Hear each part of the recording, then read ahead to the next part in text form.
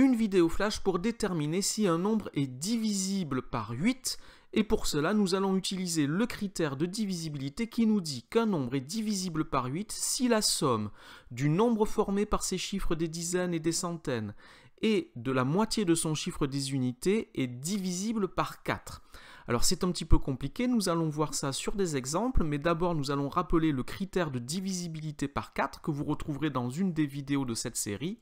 Un nombre est divisible par 4 si le nombre formé par ces deux derniers chiffres, c'est-à-dire chiffre des unités et chiffre des dizaines, est un multiple de 4. Alors nous allons partir sur un exemple. Est-ce que 477 728 est divisible par 8 ?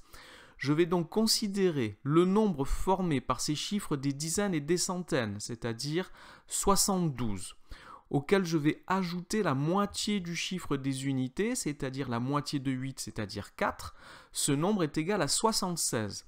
Donc 477 728 sera divisible par 8 si 76 est divisible par 4. Or 76 est égal à 4 fois 19 et j'en déduis donc que 477 728 est divisible par 8.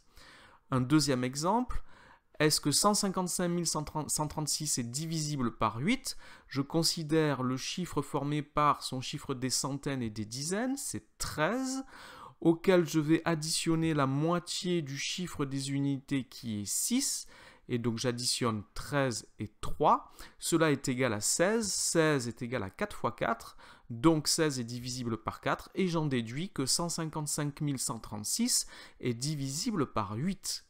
Un troisième exemple, est-ce que 886 228 est divisible par 8 ?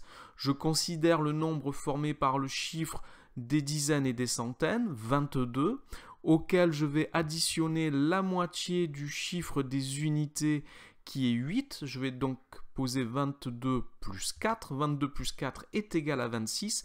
26 n'est pas dans la table de 4. J'en déduis donc que 886 228 n'est pas divisible par 8. Voilà pour l'utilisation de ce critère de divisibilité par 8.